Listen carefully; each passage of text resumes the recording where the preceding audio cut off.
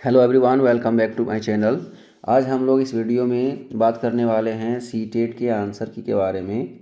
तो dear students, हम लोग आंसर की के बारे में बात कर रहे हैं। तो ये 14 दिसंबर को जो एग्ज़ाम हुआ है उसका आंसर की के बारे में हम लोग बात करने वाले हैं। और ये पेपर 2 का सारे सेक्शन का आंसर की हमारे चैनल पर अवेलेबल है। आप यहाँ से सारा आंसर की मिला सकते हैं, सारे सेक्शन और सारे सब्जेक्ट्स का, चाहे वो सीडीपी हो, एसएसटी हो, साइंस या मैथ्स हो, या फिर लैंग्वेज 1 लैंग्वेज 2, यानी सारा सब्जेक्ट सारा सेक्शन का आप यहाँ से आंसर की मिला सकते हैं। पेपर 1 का भी आंसर की हमारे चैनल पर डाला गया है, तो आप यहाँ से पेपर 1 या पेपर 2 का सारा आंसर की मिलाकर आप देख पाएंगे कि आपका कितना स्कोर आ रहा है। और डियर स्टूडेंट्स, अंत में मैं ये भी बताऊँगा कि जनरल स्टूडेंट्स के लिए क्वालिफाइंग मार्क्स क्या है और कैटेगरी स्टूडेंट्स के लिए क्वालिफाइंग मार्क्स क्या है। ये पूरे डिटेल्स में आप वीडियो में बने रहें ताकि आपको अंत तक सब कुछ अच्छे से क्लियर पता चल जाए और आंसर की आप यहाँ पे देख पाएंगे। और ये सारा आंसर की आपको वेरीफाइड मिलेगा। आप यहाँ से आंसर मिलाने के बाद जो भी पेपर 1 या पेपर 2 में स्कोर आ रहा है हमें कमेंट्स करके ज़रूर बताएं। वेल डियर स्टूडेंट्स, इस वीडियो में आज हम लोग बात करने वाले हैं सीटेट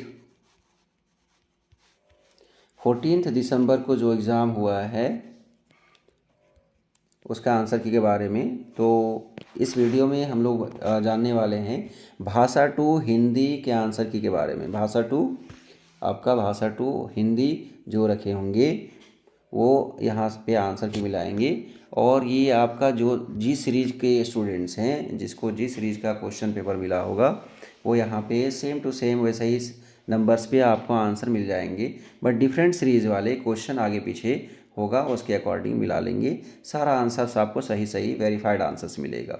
अंत में, इस वीडियो के अंत में मैं आपको ये भी बताऊंगा कि आपका सीटेट क्वालिफाइंग परसेंटेज और स्कोर कितनी है। यहाँ से आपको बहुत ही अच्छे से क्लियर हो जाएगा। और पेपर 1 पेपर 2 का सारा आंसर हमारे चैनल पर अपलोड किया गया है। आप यहाँ से पेपर 1 एंड पेपर 2 का सारा सेक्शन का आंसर की मिला सकते हैं और सारा आंसर्स आपको वेरीफाइड आंसर्स यहाँ पे मिल रहा है। बाकी अब हम लोग बात करते हैं इस वीडियो में क्वेश्चन पर, जो कि हिंदी भाषा 2, यानी कि हिंदी आपका जो भाषा 2 लैंग्वेज में रखे हुए हैं वो 121 से लेकर 150 तक आपको क्वेश्चन मिलेगा। तो यहाँ पे सबसे पहले आप देख रहे हैं कि ये गद्यांश है जो 121 से लेकर 128 क्वेश्चन नंबर तक आपको इसी पैसेज से यानी इसी गद्यांश से आंसर करना है। तो 121 नंबर का क्वेश्चन देखेंगे। 121 का राइट आंसर हो जाएगा ऑप्शन 2। 122 का राइट आंसर हो जाएगा ऑप्शन 1। जनतांत्रिक में कौन सा प्रत्यय है? तो इक है। 123 का राइट आंसर हो जाएगा विद्यालय का संधि विच्छेद विदा प्लस आलय, option 3 is correct. Question number 124 का राइट आंसर हो जाएगा गद्यांश के अनुसार शिक्षार्थी को भय से मुक्ति दिलाने का कार्य किसका है? तो ऑप्शन 1 शिक्षा। 125 विद्यालय का परिवेश कैसा होना चाहिए? ऑप्शन 1 स्वतः अधिगम को बढ़ावा देने वाला। 126 का देखेंगे कौन सा शब्द भिन्न है? तो स्वतंत्र, ऑप्शन 2 भिन्न है। क्वेश्चन नंबर 127 विद्यालय के संदर्भ में कौन सी बात सही है? तो ऑप्शन 4 करेक्ट होगा। विद्यालय धर्म से जुड़ी नीतियों को कार्यान्वित नहीं करते हैं। 128 जनतांत्रिक समाज के लिए किस तरह की शिक्षा की आवश्यकता है? ऑप्शन 3 इज करेक्ट, संस्कृति का संवर्धन करने वाली। क्वेश्चन नंबर 129 से आप देखेंगे 129 से लेकर 135 तक ये आपका गद्यांश दिया हुआ है, इसके अकॉर्डिंग आपको आंसर करना है। तो डियर स्टूडेंट्स, आप यहाँ पे देखेंगे इस गद्यांश के अकॉर्डिंग आप आंसर करके आए होंगे। आप यहाँ पे आंसर मैच करेंगे कि 129 का राइट आंसर हो जाएगा प्रस्तुत गद्यांश साहित्य की किस विधा के बारे में है?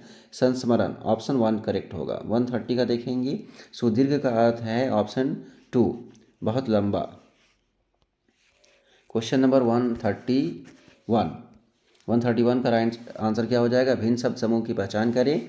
ऑप्शन 3 जीवन यात्रा। ऑप्शन 132 क्वेश्चन गाधांश के संदर्भ में कौन सा वाक्य सही नहीं है? तो ऑप्शन 1 करेक्ट होगा। संस्मरण केवल हिंदी साहित्य की ही विधा है, ये गलत है।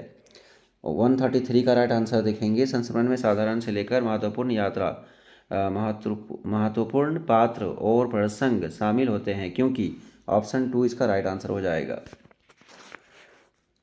134 का राइट आंसर। कुछ साहित्यकार संस्मरण के माध्यम से क्या अभिव्यक्त करते हैं? ऑप्शन 3 इसका राइट आंसर हो जाएगा। मानवीय सरोकार।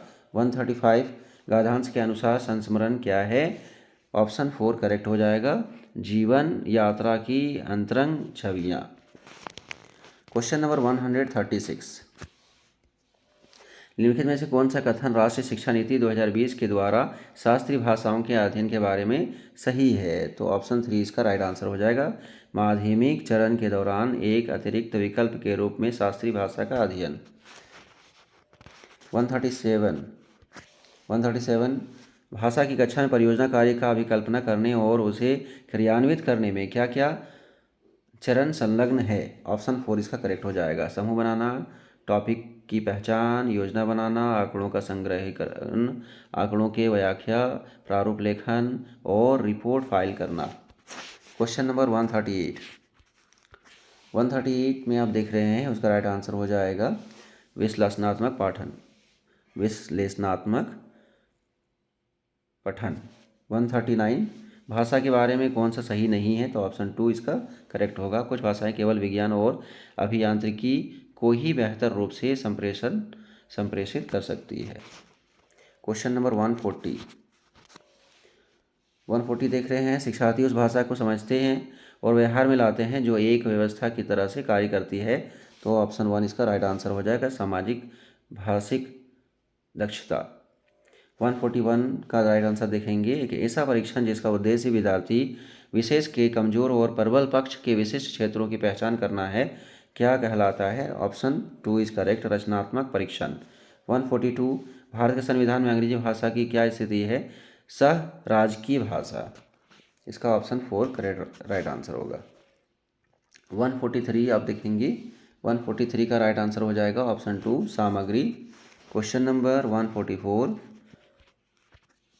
144 श्रवण के शीर्ष अधोमुखी उपागम में क्या शामिल है? तो ऑप्शन 1 इज करेक्ट, सामग्री वाक या ऑडियो के समग्र संदेश को सुनना। 145 अदिति भूतकाल के नियम जानती है परंतु संदर्भ के अनुसार उनका प्रयोग नहीं कर पाती है, उसके पास किस प्रकार का ज्ञान है? भाषा अर्जन उपकरण। ऑप्शन 3 करेक्ट होगा। क्वेश्चन नंबर 146 इसका राइट आंसर हो जाएगा व्यक्तिक भाषा, आइडियोलैक्ट।